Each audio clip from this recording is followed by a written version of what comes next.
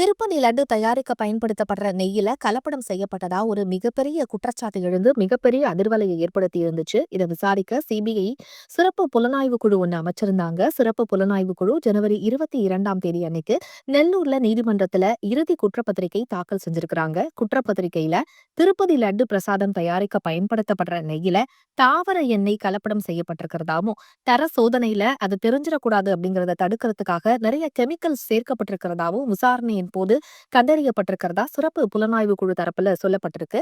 ஆய்வக அறிக்கைகளை மேற்கோள் காட்டி விலங்கு கொழுப்பு, பன்னி கொழுப்பு மற்றும் மீன் கொழுப்பு இருப்பதற்கான சாத்தியக்கூறுகள் கிட்டத்தட்ட இல்ல அப்படின்னு சிறப்பு புலனாய்வு குழு குறிப்பிட்டிருக்கிறாங்க. 2019 மற்றும் 2024 இடையில நெய் கலப்படம் மூலம் மட்டும் 234 கோடி ரூபாய் அளவுக்கு மோசடி நடந்திருக்கிறதா அவங்க சொல்லியிருக்கிறாங்க.